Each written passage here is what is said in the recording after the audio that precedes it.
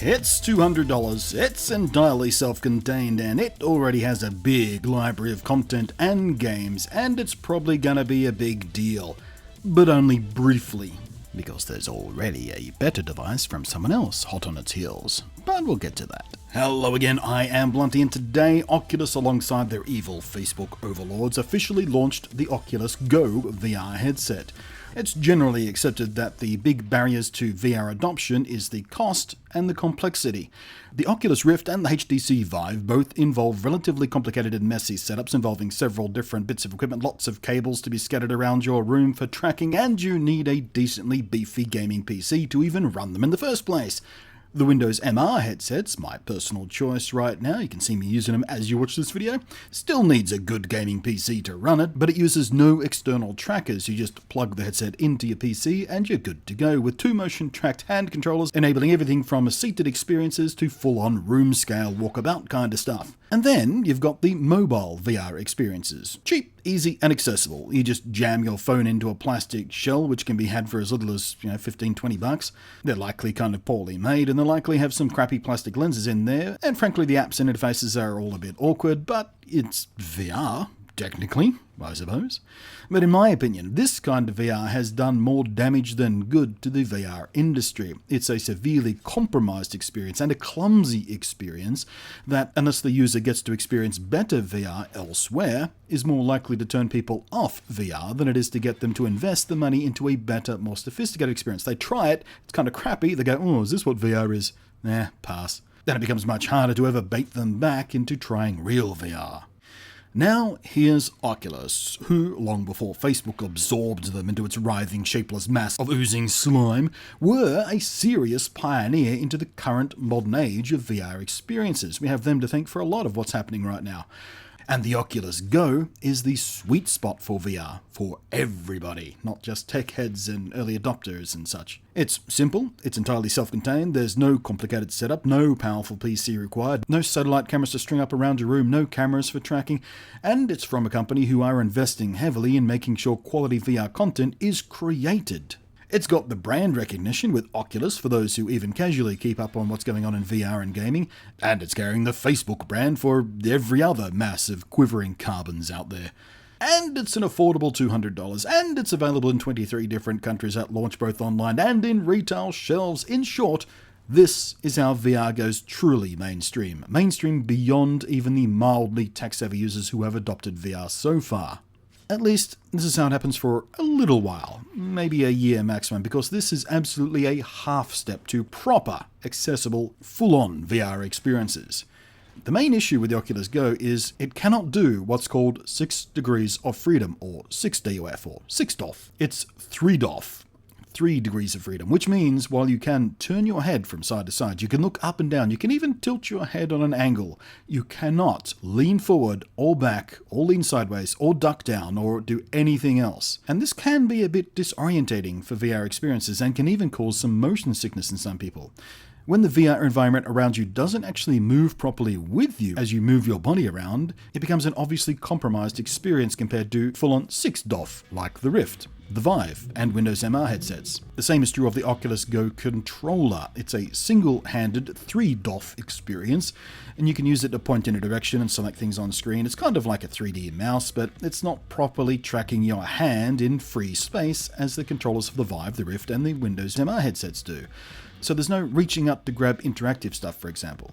You can point and maybe slash and swipe a bit, but that's about all. Secondly, instead of the 90Hz refresh rate of the aforementioned big headsets, the Go has a limited frame rate capabilities, 60Hz by standard, but developers can push that to 72Hz mode, if they're careful about how the other resources on the system are used.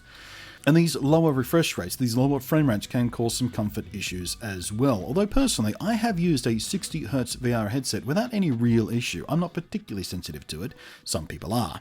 The 90Hz I get from my Windows MR headset, though, is obviously, very clearly, instantly recognizable as a far superior experience. The 72Hz mode, the compromise mode, may be just good enough. I'll have to wait and see and try it myself, to be honest with you guys, though the 72Hz mode is likely going to be much harder on the battery, of course, so there's another compromise there. Interestingly though, 72 is a multiple of 24, which means a cinematic movie watching experience will be able to be enjoyed without any odd frame doubling or skipping or anything like that. And it is with this observation where we really start to hone in on what this headset will be best for. It's not going to be best at gaming, or a truly immersive VR experience of any kind, really. It's going to be a pretty great media viewing tool, though. VR videos from those increasingly popular 360 video cameras and stereoscopic cameras, my personal preference. I think the stereoscopic image you get from a 180 camera is far superior to the flat sphere of a 360 camera. Then you've got virtual cinema experiences, so you're sitting in a pretend cinema watching standard TV and movies, Netflix, YouTube, all that kind of stuff. Although, with a battery life of around 2-ish to 2.5 hours, unless it can run directly off USB backup batteries, it's not going to be ideal for long movies, or even binge-watching TV shows. It will also be decent, but not great, at some basic social VR experiences, although my time with VR Chat, easily the most popular social VR experience that there is at the moment, has already very solidly cemented the idea that room scale and fully trackable controllers is essential for making this kind of social VR thing work well and be wildly fun. It's just not the same if you can't physically move through the environment, duck down, reach up, look around, pick up things with your hands, that kind of stuff. And to reduce usability friction even more, the Oculus Go even has built-in stereo speakers right in the headset, which means you can just put it on and use it. You don't even have to worry about finding and connecting up headphones, although there is, of course, a headphone jack if you want a more private listening experience. If, for example, you don't want anyone to hear what you're watching inside your VR headset.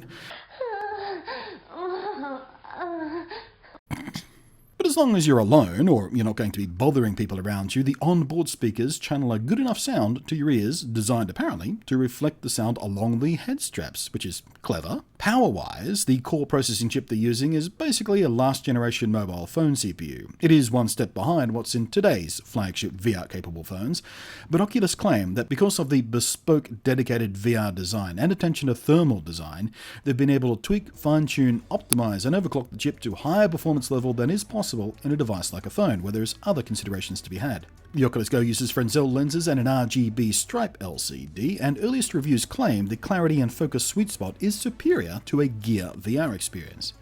And even better than the Oculus Rift when it comes to matters like God rays and resolution. It does use a single screen panel, but each eye gets effectively a 1280 by 1440 resolution image, the same as a Gear VR setup as a matter of fact, and it's said that the clarity is better, and the screen door effect, that is, seeing the dark gaps between pixels, is reduced noticeably compared to a Gear VR. And better yet, the field of view is apparently wider. The Oculus Go is also completely compatible with every existing app for the phone-based Gear VR systems, which allows Oculus to lay claim to launching with over 1,000 apps and games and experiences there on day one. The Oculus Go is a compromise, but it's a compromise with purpose. It's made to be highly consumer-friendly, made to be accessible, and made to be affordable, which is where most of these compromises come from. It's just skirting the edge of that impulse purchase range. And what's more, it's a price tag that makes it a very tempting gifting idea too. Especially when it's a standalone device, there's no need to worry if the recipient of the gift has a good PC to run VR, or a compatible mobile phone to plug it into, things like that. However, also hitting shelves this very week is the Lenovo Mirage Solo. It is twice the price of the Oculus Go. It has very similar lenses, it has very similar screens and resolution, and a 75Hz refresh rate, and a similar 2.5-hour battery life. So far on paper it seems like a near identical device. Why is it twice the cost? Well, it has a whole host of other tricks that make it much more attractive. And, in my humble opinion, probably worth the extra money. It has full 6 degrees of freedom tracking, using 2 cameras on the front, just like the Windows MR headsets use, to enable full room-scale tracking. You can lean, you can dodge, you can duck down, you can move around, you can walk around, you can move in and out and around and through a VR environment properly. Unfortunately, its controller is still only 3 degrees of freedom, so it's not quite the same experiences as you get with a full-on PC-based VR. It does have twice the onboard memory as the base Oculus Go unit, and unlike the Oculus Go, it has expandable storage with micro SD cards. And it's fully compatible with Google's Daydream VR system, so it too has a big fat library of media, games, and experiences all ready to go and waiting for it. Now, Despite my own personal loathing of Facebook as a sleazy, untrustworthy, and basically evil entity, I have broken my very long-standing rule just this once about using services and products from Facebook. And I've ordered an Oculus Go from Amazon.com. I've done this because it will absolutely be the new benchmark device for standalone and mobile VR devices. It is going to be the most popular device. It is going to be the device that anything else will be compared to.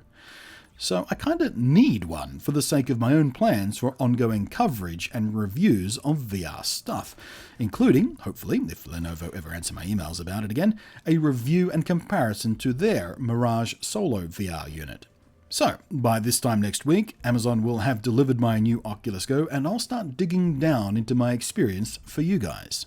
Rather handily, you can apparently record a screen capture within the device itself, which will make my life easier as a YouTuber, although I'd expect that to eat through the meager 32GB of onboard storage quite quickly. There is a 64GB version for $50 more, but considering I'll likely be moving my personal ongoing usage to the Lenovo Mirage Solo, one way or the other, that didn't seem like money well spent. For those looking at it for more than a benchmark review and content product, I'd probably recommend getting the 64GB model. Doubling the storage space, considering there is no expandable storage on the device, seems like a smart move for $50 extra. It'll give you way more space to sideload videos and such, and yes, we all know what kind of video you'll be putting on there, don't we? Do I have to do the noises again? Thanks for watching, I am Blunty, and I'll catch you next time.